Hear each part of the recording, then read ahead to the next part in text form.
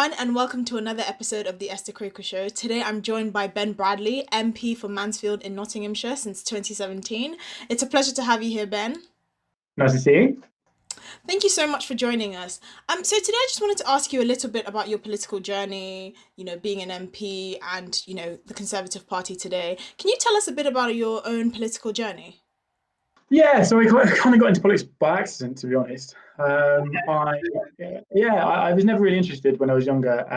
I dropped out of university. I was studying sport down in Bath, and I was landscape gardener and ended up going back. I was just thinking, like, what do I go back to do? I want to go back to uni, but what do I do? And picked kind of politics just because I wasn't really sure. Seemed quite open ended and something I could go in and I wouldn't get railroaded down a particular route. And in the end, I very effectively did get railroaded down that route. So by the time I graduated, I'd done kind of work experience with MPs and people in the party, and ended up going to work as a campaign manager for Mark Spencer, who's now the chief whip. Okay, that's really interesting. And so you're one of the younger Conservatives, obviously in the party. What are the left or the Labour Party seem like doing right? Why do they seem to be winning younger people at the moment?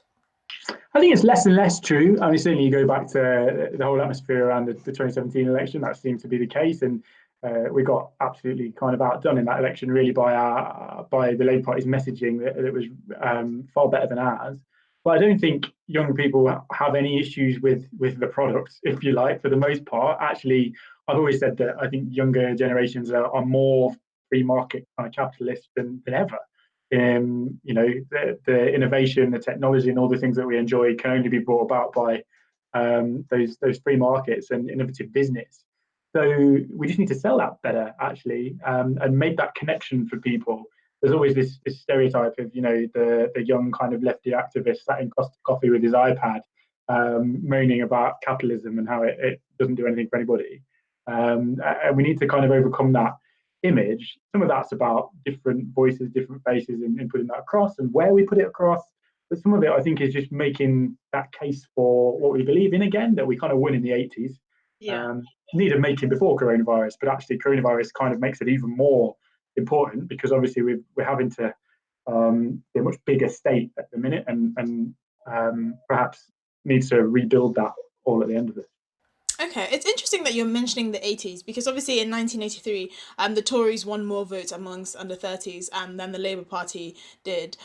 So what would you account for the shift today? Why has the youth sort of overwhelmingly moved towards, I suppose, I don't know if it's the Corbyn movement or the Momentum movement, but just the new sort of left Labour movement that we're seeing, far left I Labour? think a few reasons. Hopefully, we can, and I think we've already started the process of bringing that back. Some of it is around messaging, and it helps to have a charismatic leader who can get a point across. And we've Yeah. not necessarily had that all that recently. Hopefully now we have. And some of it is going back to what I said before about winning the argument. I think Margaret Thatcher won the argument about the benefits of free markets, of capitalism, of choice and freedom for people. And we kind of took that for granted in the meantime. And then we went through this period with Blair and Cameron that were kind of very similar, actually. And we need to have our kind of raison d'etre back out there again and explain what it all means. Yeah, I mean, one of the criticisms that I've noticed that young people level at the Tory party or just conservatives in general is, capitalism doesn't work for us. They kind of go through this funnel of secondary school and then maybe university or whatever path they choose, and they just make this argument that, how can we make capitalism work for us as younger people? At least the ones that do understand what capitalism is. What would be your message for younger voters that's, are worried how we can make capitalism work for them?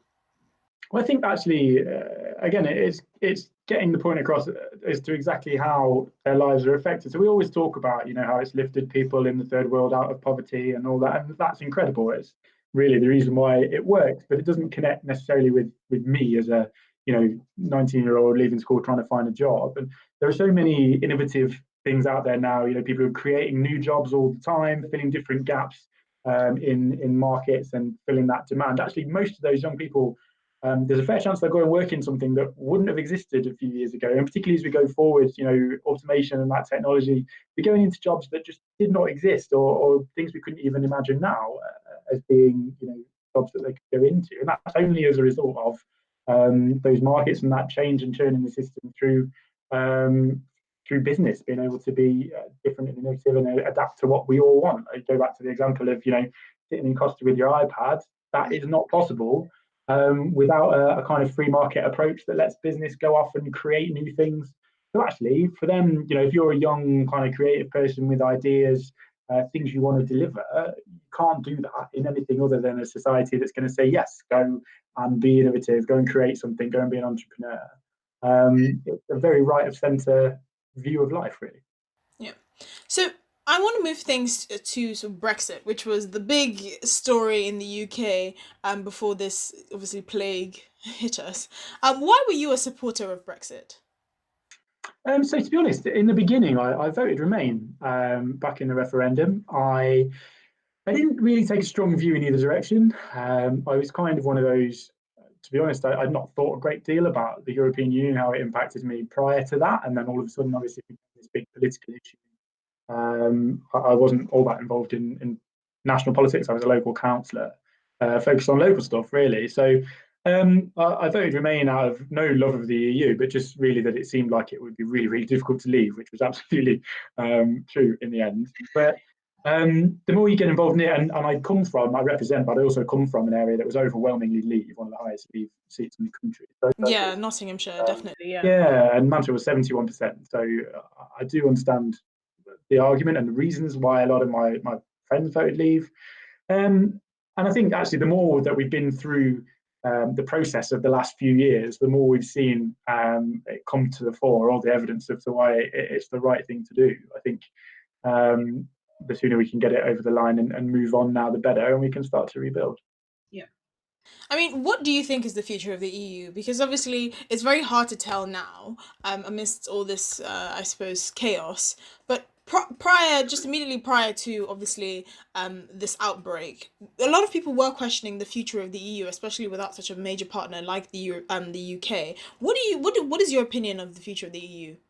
Yeah, I think it's always been a challenge having us in it because we've never been comfortable partners, have we? A colleague used a explanation that was quite good, I thought, where he's saying, look, if you're this passenger in a car that's going in a direction you don't want to go in, there's only so many times you can say, look, slow down, hold on, turn around. If they're not going to do it, you're going to have to get out of the car.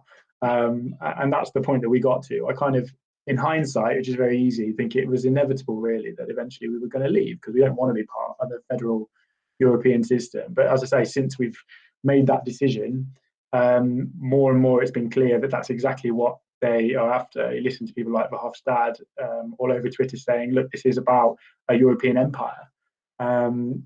It's going to go one way or the other, isn't it? It's going to be make or break. Either people will go along with that, or there'll be other countries like us, Italy, Netherlands, prime examples. I think Macron said that he thought France would vote leave if it was given the option. If they get the opportunity to do that, then it could all fall to bits. I think time will tell, but it's certainly a difficult time for them. Okay. And obviously here at Turning Point, we focus a lot of sort of on the younger generation. It's very much like a grassroots movement. We go to universities and we sort of show a different side to the argument that a lot of people that go to university say they're accustomed to or they're even exposed to.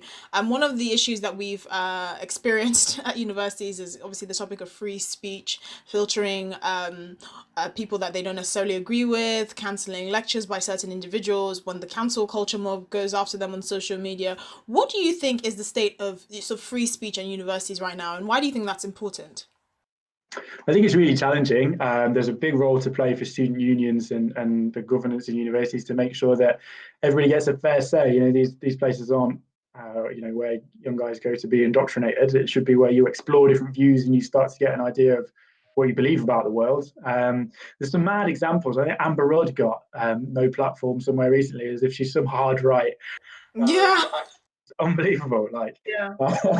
but yeah, so I think it's been really refreshing watching you guys at Turning Point, just kind of calling that out and making a case. I think more of us need to do that. There's a place for young conservative associations on campuses, and I know the party's been trying to be more organised there and bringing people in to make that better. But ultimately, I think government has a role in holding universities to account, student unions to account, and saying, look, this is really important actually for people's development and understanding of the world. You don't just get shoved down one particular path all the time. Okay. And my last question, and this is a message to all your younger fans out there. What would you like to tell younger conservatives that, follow you or are inspired by what you do and your message and really your goals in politics at the moment?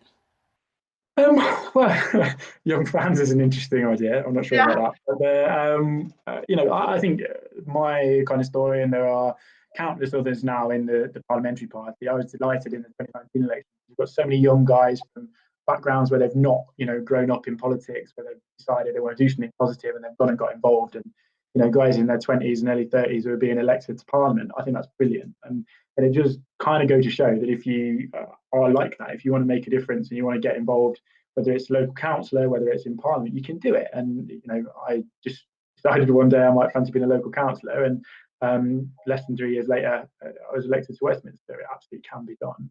Yeah. So I just think for all those guys out there who have that passion for it, just when I was vice chair for youth, so many people came to me and said, oh, I want to do this, I want to do that, but I feel like I should go away and do 10 years of something or other, and then come back. And people always tell me that. I just think if you want to do it, give it a go. And what's the worst that can happen? But that's my message really. And thanks to all those guys who do support what we try and do and get involved.